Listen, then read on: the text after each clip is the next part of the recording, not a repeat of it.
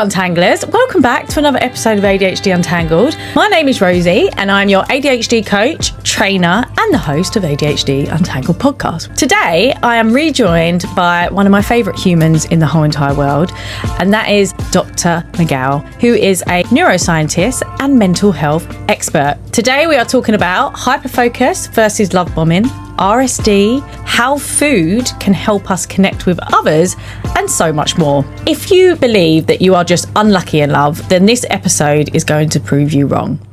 So, Dr. Miguel, have you finished writing your notes? Yes, I have. You're all prepared and I am not. How are you? I'm well, thank you. And you? I'm good. We've upgraded a little bit, haven't we? Yes, we are. It's lovely. It is. It's nice to be in person, isn't it? Yeah. So how are you feeling about this episode, ADHD and love? I love love. I love to love. Yes, I love to love. So, yeah, it's very interesting from looking at it from scientific point of view, but also like bringing real life into it as well. As you know, I'm very street anyway. So, you know, I'm a street scientist. Well, this is it. And this is what we want to do, is bring in the science, because both of us are really passionate about the science, but we also want to have this holistic view on everything we do, don't we? Mm-hmm. Where we have this personal experience and, what do we call it? Soulful science? Yeah, it's embodied kind of science as well, because I think we talk about the brain a lot and about the nervous system, and we just think it's all kind of like an anatomical kind of map.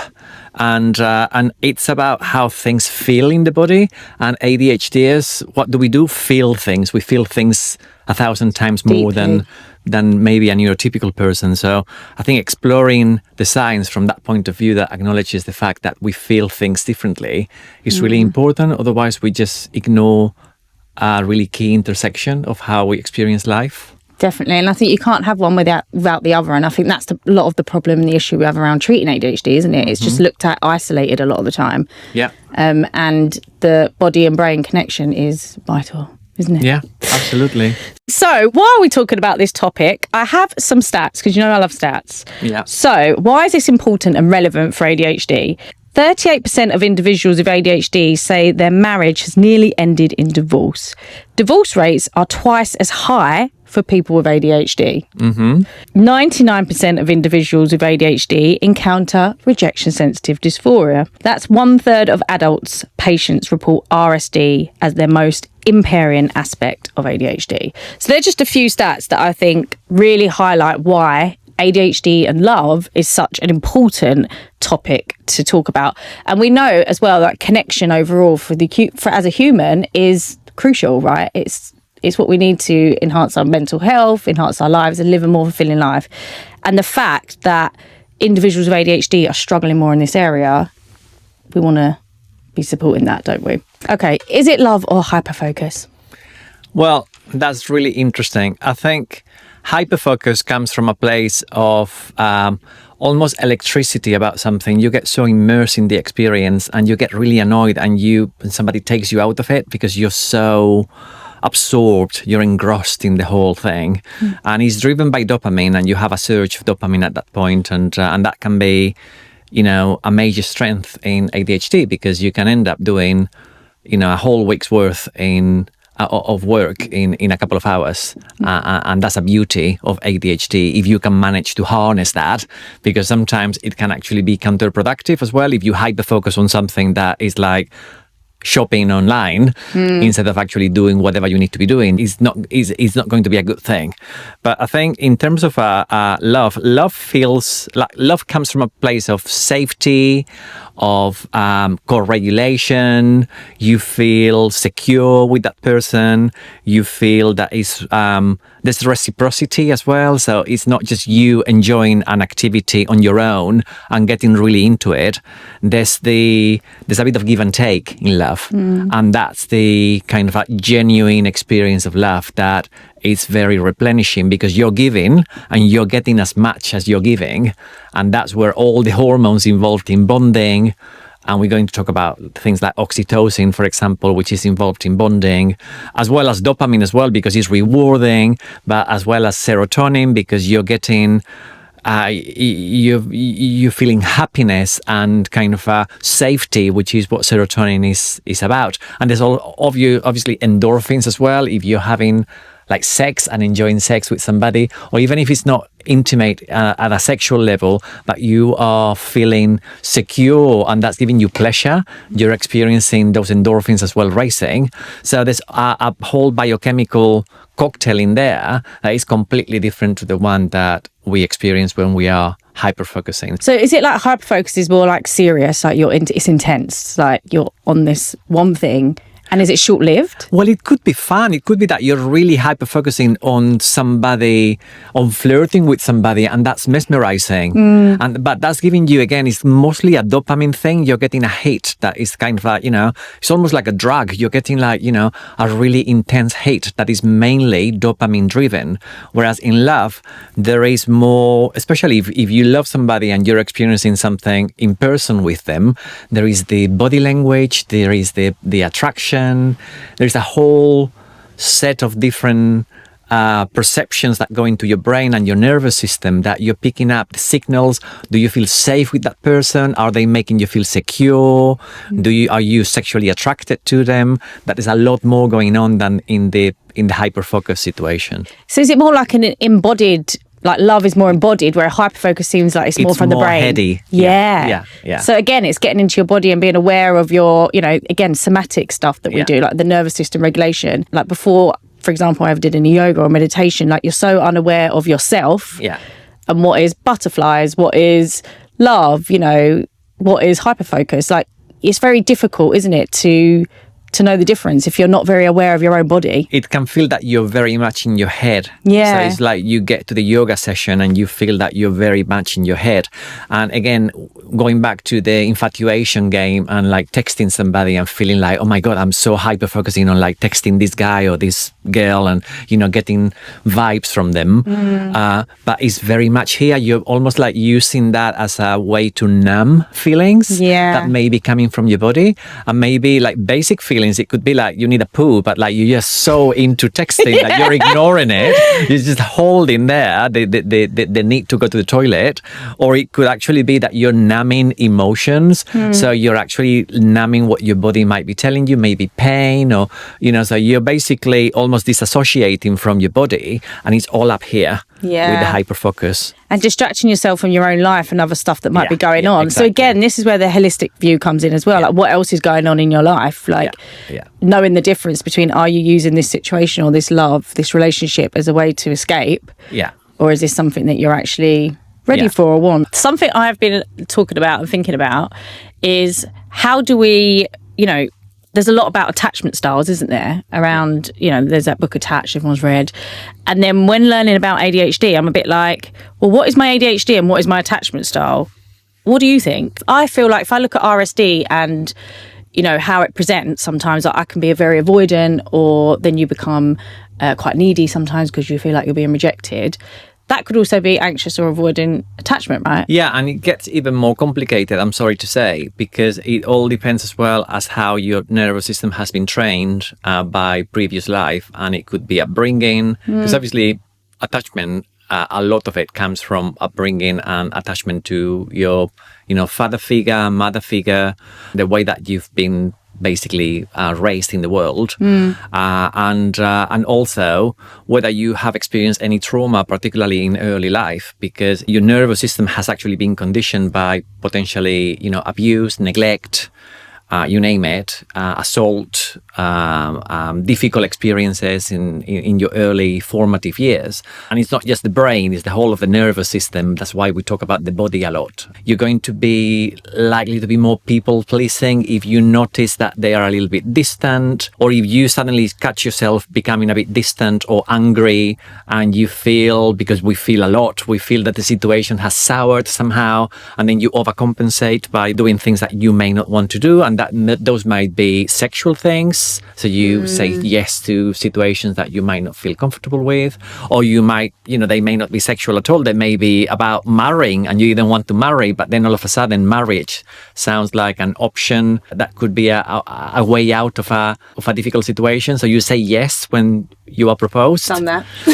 So there's all of those things, or actually just carrying on in a relationship that you didn't want to carry on anyway, just because you think it's safer to do that maybe leave. And there's all of those things that are very typical trauma responses as well. So I suppose it could affect like the way that you respond to your RSD depending on what attachment style you are. Yeah, and whether you have experienced trauma as well. Yeah. Because I think trauma and ADHD, which go hand in hand, because there's a lot more vulnerability in neurodivergent people. So there's a lot more chance that you may have experienced some kind of trauma in your formative years or early in life anyway.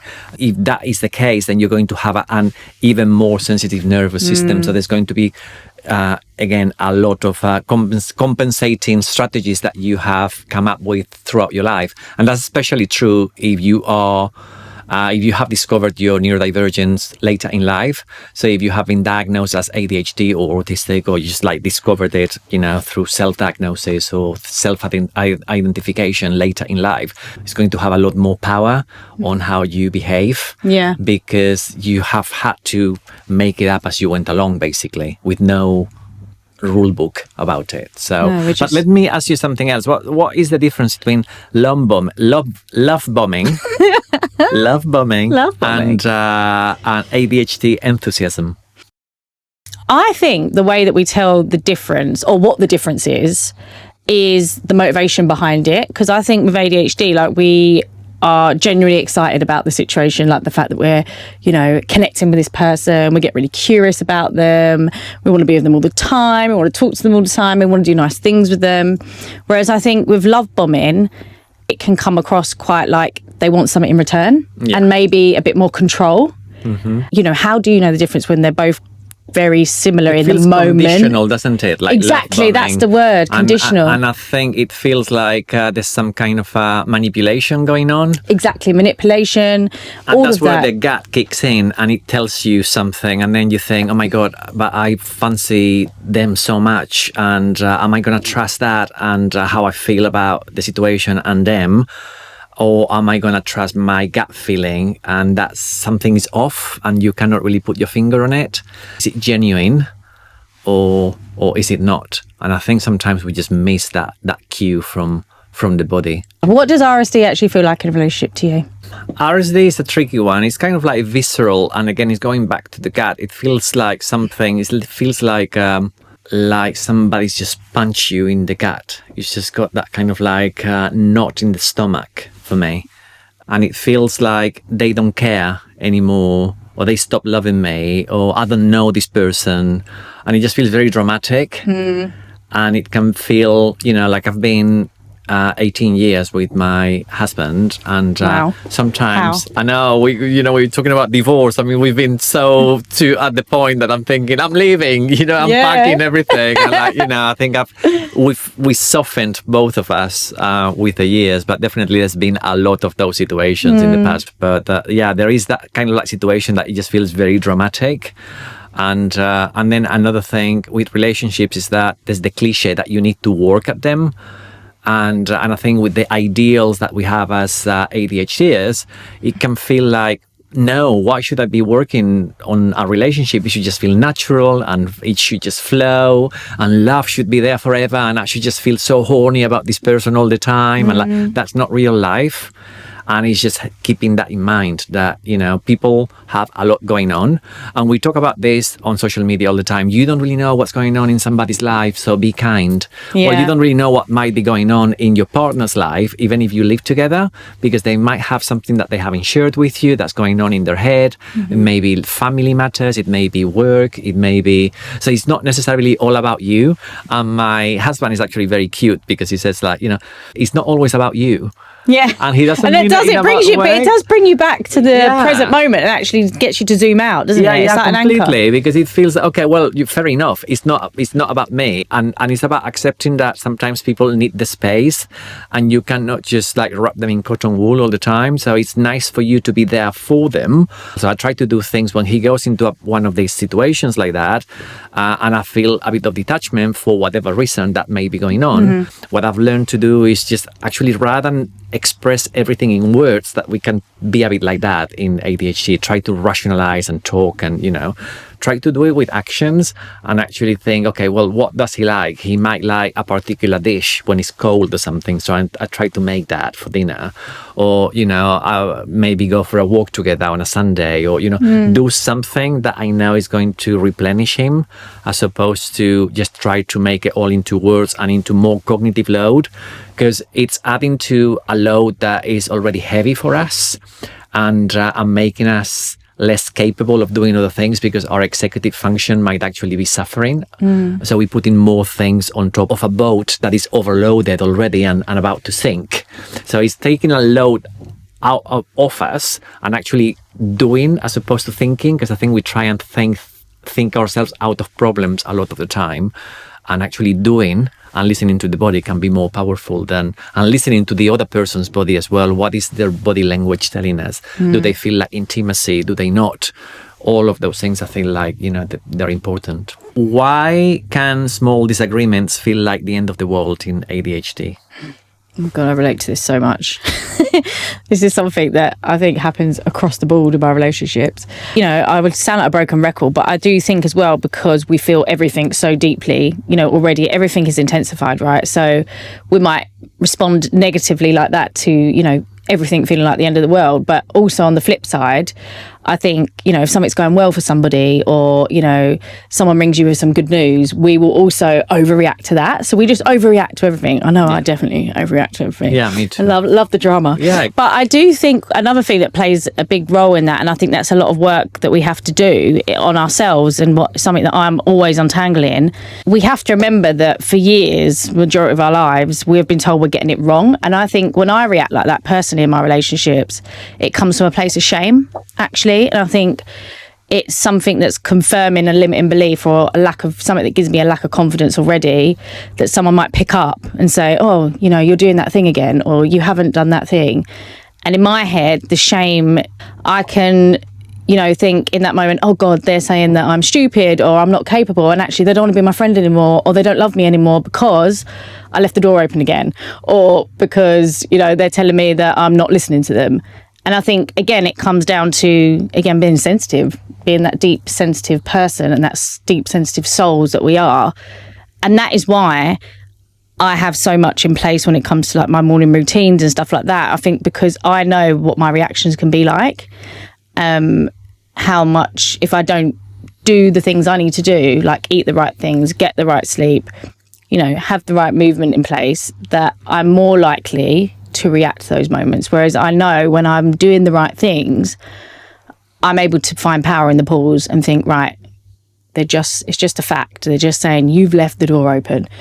Doesn't mean that they're annoyed with you and they're going to leave. It's not the end of the world. But I think that can be quite detrimental, actually. And I think that's probably been one of the biggest struggles in my relationships, when I didn't have the words for it. I didn't know why it was happening. Mm-hmm. And then you start to feel like you're unstable or something's wrong with you, don't you? Like, you're like, why have I overreacted in such a, dramatic way? Why am I such a drama queen? And I think the worst thing that can happen in that moment is someone calling you that. Like my dad just go, you're such a drama queen. But again, in those moments when you're undiagnosed, none of you know and have the language. We don't know why you're overacting like that. So you're just left to spiral even more, aren't you? Yeah. As I said, I'm doing all the right things in those moments to support myself in the reaction. One of them is food. And I know this is why one of the questions I want to ask you, is there any certain foods that we could be having to help with RSD, basically? So there's no treatment for RSD based on food. We cannot have like an anti-RSD diet. Oh, I wish we could. But not that we'd do it anyway. What we know from research, and that's the field that I've spent years working in, the gut-brain connection, is that what you eat has an impact on your mood, on your emotional health, and your ability to deal with life's ups and downs. And we know that there are certain bacteria that live in your gut that actually produce chemicals that are similar to the dopamine that we use in the brain, similar to the serotonin that we use in the brain.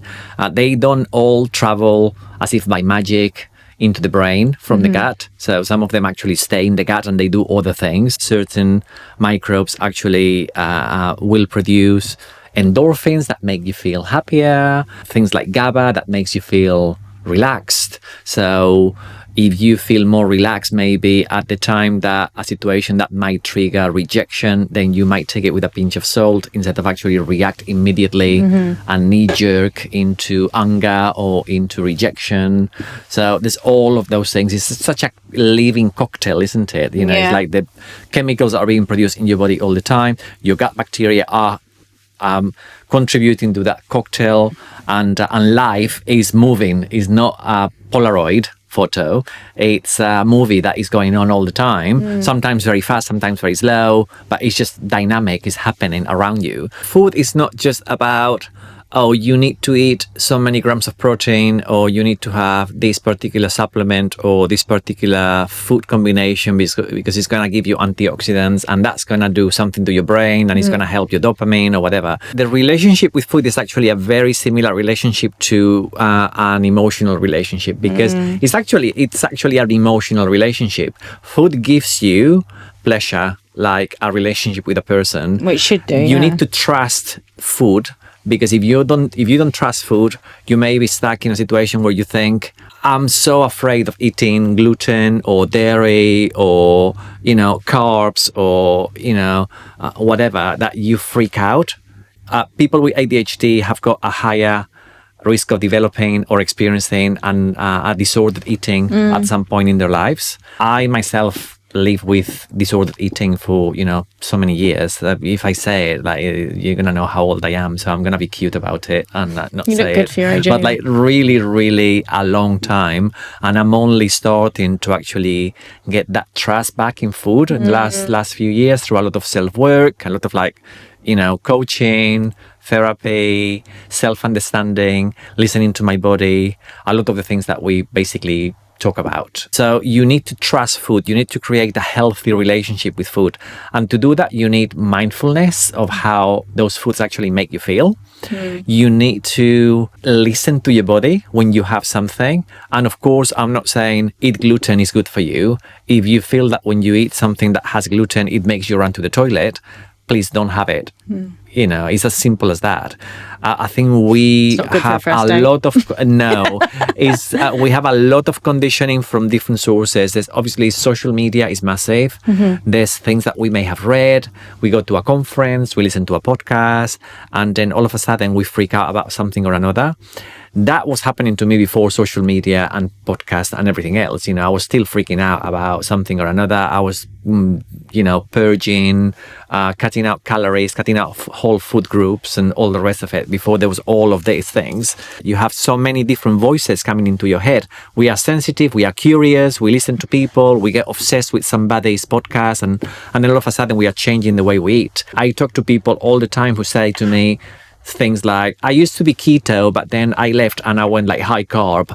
I used to only have beige foods, and then I tried the diversity diet and then it didn't work for me, and I did all of these like very big changes. And I think it's about small changes to your diet that are sustainable. I think it's the consistency that matters, listening to how your body responds to those small changes. You can feed your gut bacteria in a way that with loads of plant diversity, you're creating an environment in your gut that's going to allow you to process emotions in a better way, as I mentioned before, via the gut-brain connection. If you create that mindfulness around food, if you create the trust around food, and you feed your gut bacteria a lot of diversity, mostly from plants, you're going to create an environment that helps you deal with life's ups and downs in a much better way. ADHD tax and shopping and forgetting to cancel subscriptions and all this kind of stuff. What do you think the impact of ADHD tax is on relationships? Oh my God, I think huge.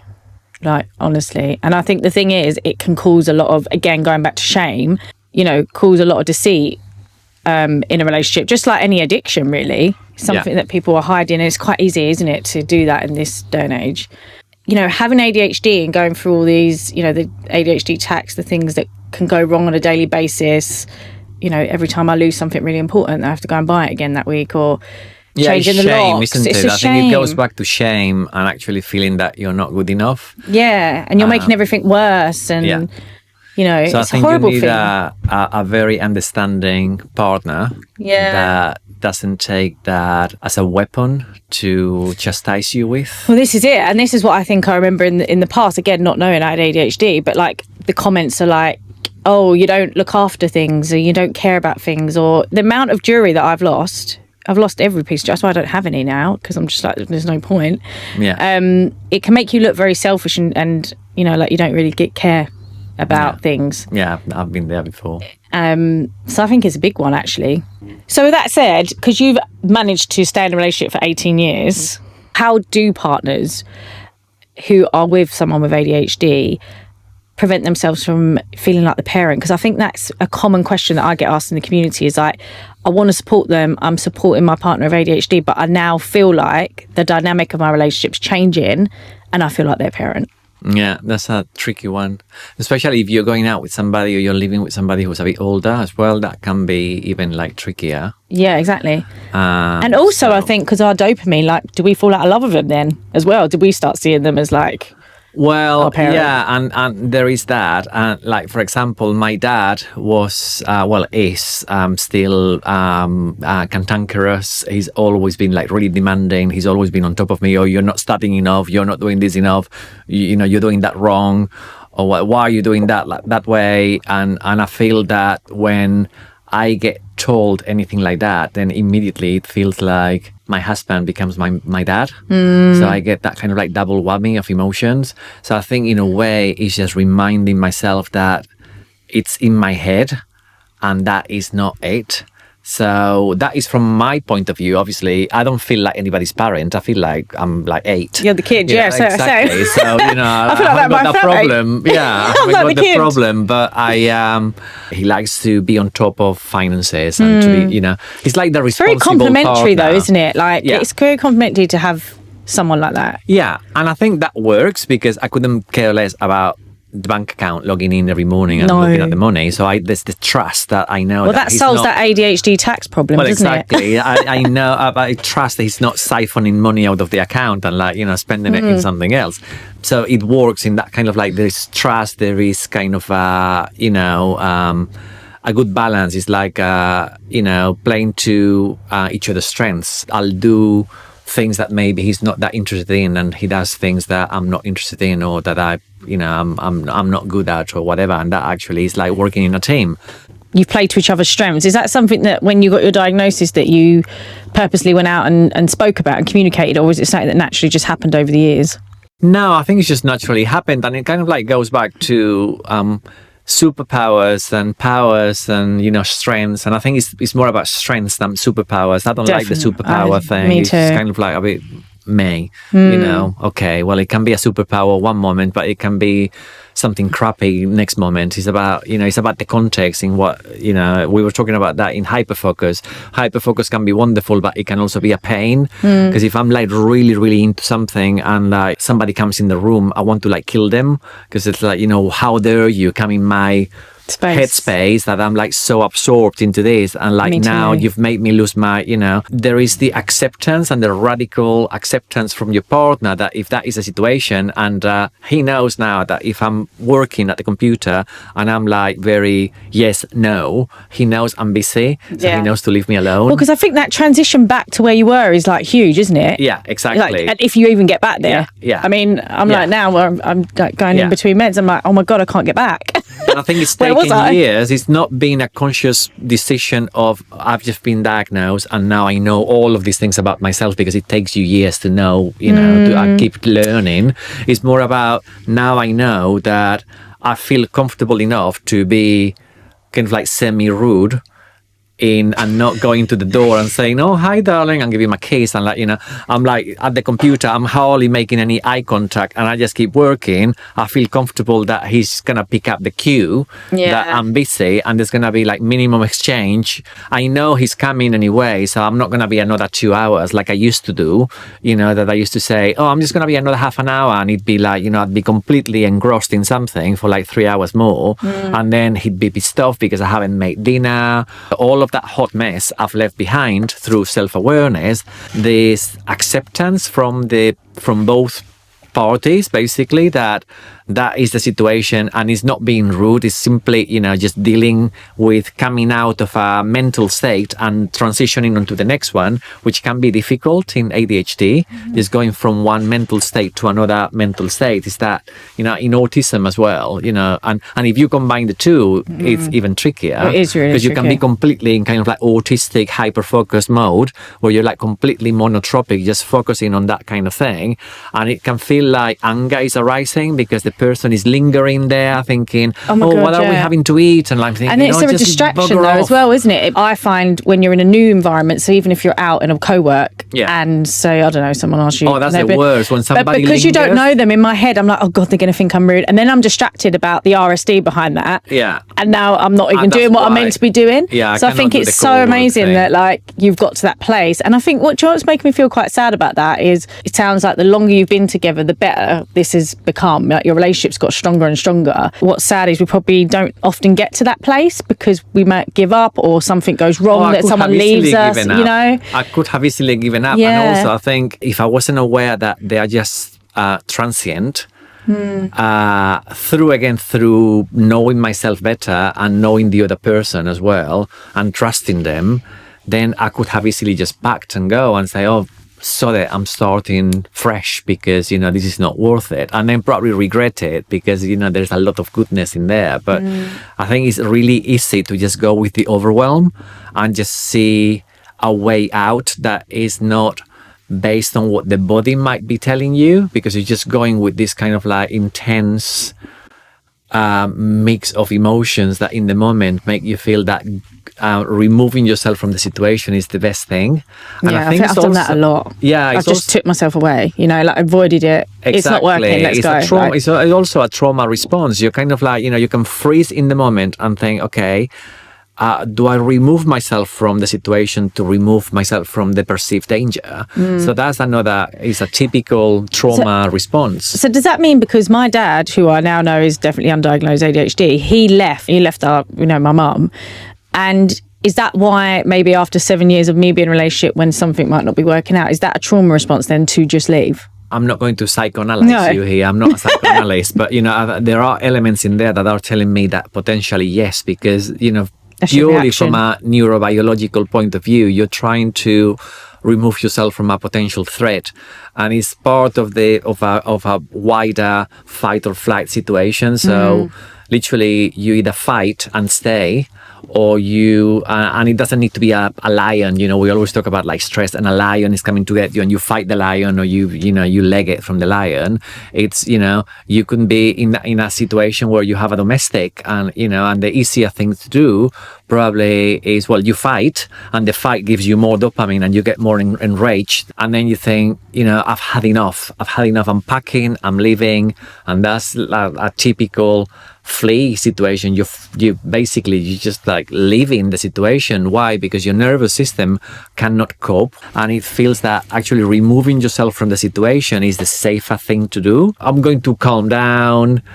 Do I sleep in the other room tonight? Fine. It's maybe you do need to remove yourself from the heat of the situation. I think that's what happens to a lot of people. It's not judging. It's just acknowledging that our nervous systems can get overwhelmed more easily than maybe for a neurotypical person. And that is a valid way of dealing with the situation. Sorry to interrupt, but if you've ever felt called to make a real difference, this just might be it. I'm Rosie, an ADHD coach, and together with everyone's favourite neuroscientist, Dr. Miguel, we have created a certified ADHD coach training. This is not just another training or course. This is a living curriculum built from science, movement, and lived experience. You'll learn how to coach ADHD clients with confidence, create meaningful change, and build a career that truly reflects who you are. Doors are now open, and head to untangledco.com to join the movement.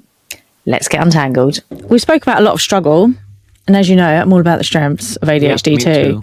So what do you think are some of our big ADHD strengths in our relationships? We laugh a lot. We are genuine when we laugh. So when we fall in love with somebody and it comes from that reciprocity and you feel loved, that is like magic in there. And I'm not saying is not going to be the same for a neurotypical person, but because I'm not neurotypical, then I know that that kind of love just feels like I'm on like the most wonderful drug, this is like my brain is igniting with possibilities. I feel like, my whole body is just saying, yes, I want to be with that person. I want to kiss them. I want to touch them. I want to share everything with them. And equally, it doesn't need to be like a sexual, intimate relationship as well. It can feel like that with like a person that you really admire. So it can be like your best mate. Cultivating that relationship with somebody that you really love as a friend can be magical as well. So I think that, we are supportive, we are loyal, we are there for people, we listen, even though we get this kind of, we cut people out all the time when they are talking. I think when you find that person that doesn't pull you up on that, like, I had a boss who said to me, this is the third time that you cut me out in this meeting. I'm thinking, I don't want to work with you anymore. Well, this is going back to that, what we said earlier, isn't it? Like about why do we think it's the end of the world a lot of the time, the exaggeration. Yeah. But it's things like that, isn't it? People can constantly, without knowing, I think we live in a world quite like that anyway, where people are starting with your struggle all the time. Yeah. And I think when you are someone that's lived your whole life being told that you're getting it wrong or you're not fitting into the system, we can get more triggered by those things quite quickly. And I think, and we're like, it's just down all the time, isn't it? Well, for me, it was the gut reaction that I needed to actually get out of that relationship that actually was quite toxic anyway. Exactly. So I left. So that, in a way, if you had to say, oh, why did you leave that company? It was because of a number of reasons, but, I'm not going to get into that. But like that comment that particular day actually just grated part of me that I thought, I don't trust you anymore. I don't want to be your friend. If you flip the coin and you find somebody who actually finds that it's hysterical that you cut them out all the time. Yeah, and they're accepting of it. I know, that is just magic. It's just like the banter. And of course, not every ADHD is going to be super funny and super bubbly. They have people who are like more like introverts. I'm like quite an introvert, like people think I'm just like outgoing and like, I'm like outrageous and like, an extrovert all the time. I'm not. I've got like more internal worlds than more external, and my understanding of myself as well makes me feel that I need to respect that, and I don't need to feel depleted by social situations that I put myself in, thinking that I need to perform to be the person that maybe other people see me as. But again, I think the best thing you can do as an ADHDer is to engage in that bit of self-awareness and actually get to know yourself. Social media and podcasts and books and everything else are wonderful, but also I think there's a risk because we are great mimickers, we are great adapters. We adapt to things very well because all of our life we had to adapt to situations. Then you read something and you think, oh, that feels like a script. I need to follow the script because it's easier to actually follow the script and be that person. It's almost like people pleasing to another level, that you see somebody saying something on a podcast and you think, oh, that applies to me. You adopt that potential behavior that people are talking about that ADHDers engage in, and you say, oh, because I'm an ADHDer and I'm discovering that part of my identity, I must also do that. So you end up doing it even if it doesn't feel like, you see what I mean? We are all completely individual, even if we are ADHDers. That's what I'm trying to say, that we don't need to all perform by the same standards. We're all not all hilarious, outrageous, and we might be quieter and we don't cut people out. We might experience ADHD more from an internal point of view, and it's more like the hyperactivity is more in our head. So it's all of those things to take into account. Getting to know how your ADHD manifests for you is magic, because you can see the benefits of the ADHD, and obviously there's going to be detriments because it's a condition that is a balance. You can feel that you can cultivate that acceptance for the bits that are more detrimental without getting completely stressed about them. I think self-awareness and listening to what your body is telling you is a magical part of the story for me. I think that's a great strength of ours is love, is the way we love deeply. Yeah. And I think that would be the one for me, the number one, absolutely number one. How we love people, how we love our family. If we have a good relationship with your family, not everybody does, but if you do, your chosen family, so your friends, you're like part of my chosen family. I You're love part of you. my chosen family So, too. so there's all these kind of bonds that you create that are really intense and they feel genuine. I think when you feel in your gut, your body's telling you this person doesn't expect anything back. It's not transactional. It doesn't feel like you need to pay today and then I'll pay tomorrow. It feels more like, okay, she's paid twice, or she's very generous, and then it doesn't make you feel. No, you don't pushed even to think pay. about it. Yeah, exactly. So all of those things about financials, about time, spending time with somebody. We're all time poor, really, in our society. So time investment. So it's all about doing things because you want to do them, because you want to spend time with that person, because you want to create something together, being creative together. All of that is love. Not everybody performs to the ideal script of being passionate in the way that you expect them to be. Like my other half, he's not like a Mediterranean passionate lover. He's like from Liverpool and I love a Scouser. But also he's like very British in how he kind of expresses his emotions. It doesn't mean that he loves me any less. No. But sometimes because I'm like all kind of, it can feel like there's a mismatch. So it's like getting to know that people express themselves in different ways and accept them and celebrate them because of their different ways. It's not like, it's like we look different. Person is white and the other one is black. It's like we look different, we express ourselves differently. And that's okay. Exactly. It's that individual approach again, isn't it? And this is why I always say, like, if we start to talk about ADHD as the vehicle to celebrate difference and individuality, like I talk about this in the workplace, it doesn't just support the person with ADHD, but that's the same for a relationship. Yeah. If we can use ADHD or, any kind of difference to support our partners, it's not just going to support the partner with ADHD, it's going to support everyone in that dynamic. And it goes for families and friendships. Like, how amazing if, you can start to understand the person with ADHD, but on the flip side, that person can start to understand you. And it goes back to that explanation, not an excuse. Yeah. And also, I think our minds, there's like 1,000 thoughts going through our minds at any given time, and we kind of like getting lost in them sometimes. Medication can make that better, but not necessarily just like dumping it all down. No. I have very few times that I think, I'm having only just one thought at the time. I have 10 different things going on at the same time. And that can be fun, but it can be exhausting as well. And I think just allowing ourselves to get back into the body as opposed to just be here all the time. And we talked about being all in your head. And if you're going to enter a good place with anybody, just to allow to ground yourself before you meet that person is always powerful. And you can do it. You don't need to perform a big thing. I'm just going to ground myself, darling. Allow me 10 seconds. You can just I could be grounding Imagine myself. turning up to the date again. Exactly. Sorry, love. You mind if I just ground myself? Yeah. But you can do it just before you get there. You can be in a place that you feel grounded. You can do some breathing before you leave the house. Incense. I've been putting incense on because I know that smell is actually a quicker way for me to start to feel grounded, and I don't know what it is, but it just makes me instantly feel grounded. In my book that's coming out in April 2026, I talk about one thing that is really good that gets straight into your fight or flight system. Part of that in the brain is the amygdala. The amygdala is almost like a radar in the center of the brain. There's two bits of it, one in the left and the one in the right, and it almost picks up what the nervous system is sending to the brain, particularly around danger, threat, again, rejection, all of those situations that you're going to react with either fighting or fleeing the situation. And there are smells that enter very powerfully through the nerves that are around your nose, straight into that area of the brain, linked with memories. Vetiver and neroli. Neroli is the blossom of orange trees.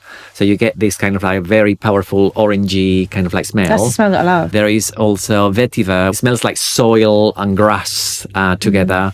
And either combined or individually, they calm down the amygdala, and there's many others. There's chamomile. So whatever works for you, and there's a lot of science done on how the power of smell actually links back to safety and how your brain thinks you're safe because it takes you back to maybe a place of safety when you were a child. The smell of freshly baked bread takes you back to going to get a loaf from the shop when you were a child. True. And it's kind of like grounds you. So anything that works for you, whether it's just standing up, chanting Om. Humming is another very powerful thing. And you can do it in the moment. I could be, looking at you while you're talking, and I could be making a conscious effort to think about how my breath is going into my belly. And that takes me out of thinking, oh, I'm in a podcast, I'm freaking out because I don't know what the next question is, I'm gonna miss my cue or whatever. And it's all cognitive load in here, it's all executive functions, and my executive function is already overloaded, and I'm thinking, oh my god, I'm freaking out. So if you disconnect from that and think, what am I feeling in my body now? How is my gut feeling? How is my breath going into my lungs? Anything that takes you out of being here all the time is going to make you respect the person better, because you're going to take them from that. Well, you're going to be present, aren't you? Exactly. Present, place of slight detachment. That doesn't mean emotional detachment, it means more like a respect. So many things that you can do that are just like super simple, but just take you out of that kind of like intensity of just being up here all the time. So far we have spoke about hyperfocus, love bombing, RSD, and the ADHD tax on relationships. If you are feeling seen right now, you are not alone, because the divorce rates for ADHD are twice as high. It doesn't mean our relationships are doomed. We just need different tools. And I hope that's what you're taking from this episode so far. Now we are going to jump into the struggle and strength sections, where we're going to hear from you and answer your questions. Let's get untangled. So let's go. Claire's question is, how does ADHD affect the experience of intimacy when sensory needs can shift from craving closeness to feeling overwhelmed? That's a good one, yeah, because giving that to you. You can easily go from needing that closeness and intimacy to feeling that is too much. It goes back to what we were talking about, entering that place of intimacy, prepared for that intimacy. For example, I'm trying to put myself in the situation that my other half walks in the door, he feels randy, I might be, up for it as well, but I'm like in the middle of something, and I need to take myself from that place that I've been dedicating a lot of mental space to something else, to that particular situation. And it's not that I don't want him, but that I can easily go into overwhelm because my mind is still thinking about whatever. I think just respect the need for you to transition from one space to another.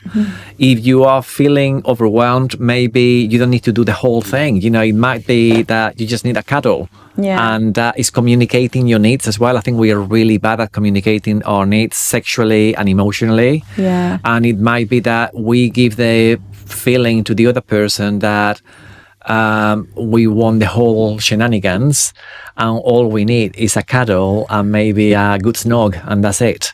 If you're giving the signals that it's all systems go, and then you feel, no, I didn't want to get there, but you haven't expressed it, then it's going to be awkward because you may not want to put it in words. And, so I think just go yourself into a situation, respecting your body, what your mind and your body are telling you, that may be two different things. Maybe do a little bit of breath work, and it doesn't need to be a whole performance thing. It may be just actually allowing yourself to transition from doing whatever you were doing, like literally a couple of minutes of breath awareness, using some aromatherapy oils.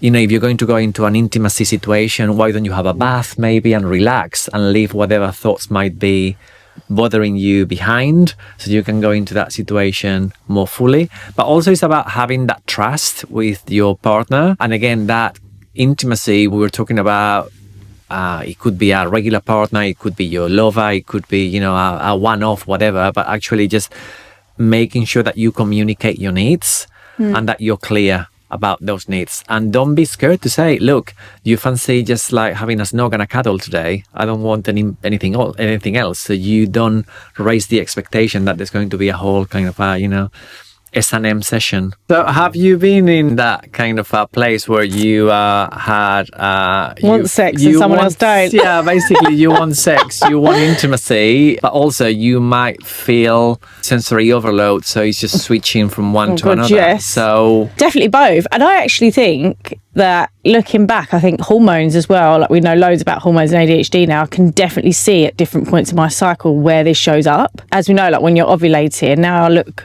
at my cycle and I know what's going on. Back in the day, I used to think, well, why do I want sex so much in this part of my cycle? And then there'll be other times where I'm like, just get off me. Don't even touch me, don't even look at me, don't speak to me. Didn't have the language for it, didn't know why.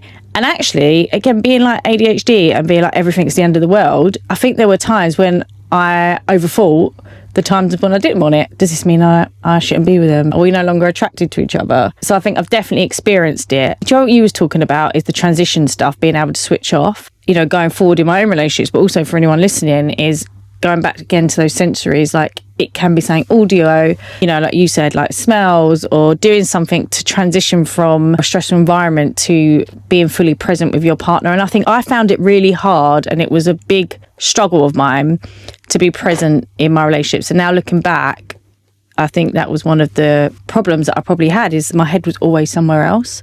So I think what you said is a great place to start, is just to work on those transitions. Our mind's always going to be somewhere else. We have to work quite hard to be in the present moment. In fact, the biggest struggle that I think I see from my clients, if I ask them why they want to be more organised, why they want to find a different career, quite surface level stuff at first, it all comes down to, I want to be more present in my life. I feel like I'm not present with the ones I love most. That's, the biggest challenge we have when it comes to our connections, especially. Absolutely. It's like now I realize how many times I've been told you're on your phone, and I was getting it as a personal attack. I was thinking, oh, stop having a go at me. I'm just looking at something and like taking it as you're doing something wrong.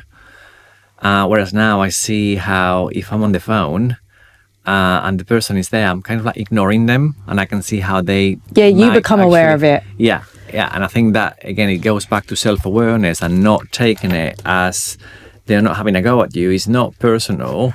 You need to understand that they are getting annoyed, because it is annoying to be ignored. If you're just like constantly, I'm talking to you and you're just constantly on your phone, I'm getting the message, she's not bothered about me. She's just like, chatting to, whoever else, or you're on Tinder or something, you know what I mean? And I'm thinking, am I the priority here or not? So I think being aware of how you feel and how your ADHD expresses itself is going to have an impact on other people's lives. 100%. And this is why I think ADHD awareness can save a relationship. This is what's going to change that stat, is the awareness of our differences.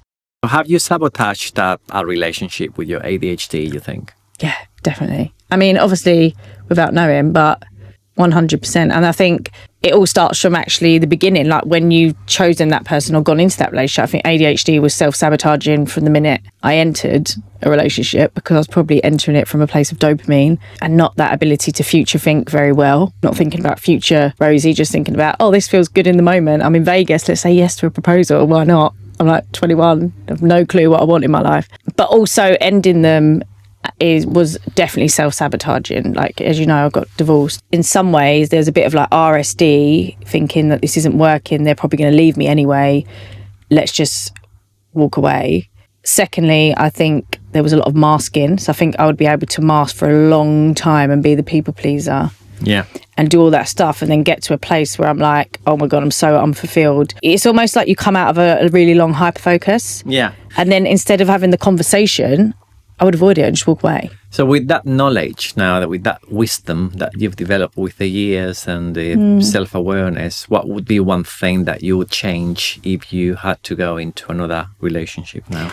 Well, that's a good question and good timing, because where I'm at now, where I'm just about, I'm going on my first Dutch date, as I keep telling you about, with a Dutch guy. And I think it starts from intentionally dating. I now know, like, I've had moments where I've heard from actually people in my past who have contacted me, and there's a bit of dopamine there that want to be like, oh God, go ahead, what's the harm? I'm able to pause, for a lot of work, I think. And I'm dating with a completely different pace. I went on a date the other week, and my nervous system was so calm. And I think what it was is that he, the Dutch can be quite direct. Yeah. He was just very open. It was weird, because normally I would get that dopamine high in a date and be really nervous and be like very anxious and talk really fast and not, or not know what to say. And I felt like I was chatting to a mate. There was part of me that was a bit like, oh, does this mean that I only see him as a friend? But it wasn't. I was very attracted to him.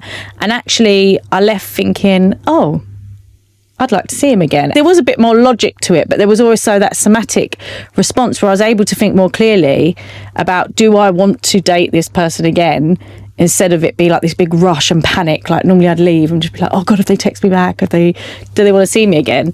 So I think the one thing I'm going to do is date with more intention compared to before. Beautiful. To wrap it up, one word or one sentence that you would say to someone who's struggling with their love life right now and they have ADHD. I would say presence. Yeah. Presence, stroke, self-awareness. Because if you're not present, you're not going to give the person that you want to be with the best version of yourself. So, yeah. I love that. Presence, definitely. And I think mine is just don't give up on love. There is hope. Look at you. 18 years. Okay. Thank you all for joining us on our first Untangled episode. New Untangled episodes. I know, it's been wonderful, and I'm looking forward to the next one. Me too, in approximately 5 minutes. Thank you so much for joining me on today's episode of ADHD Untangled. Please don't forget to share this with anyone that you think might need to hear it, and save it for when you need guidance on ADHD and love. Any of the resources that were mentioned in today's episode can be found in our show notes, along with both my Instagram and Dr. Miguel's Instagram, which we would love you to follow. And if you want your questions answered, then please join our ADHD Untangler WhatsApp group. Remember, you're not too much, you're not broken, you are just untangling. Until next time, lots of love and strength, Rosie.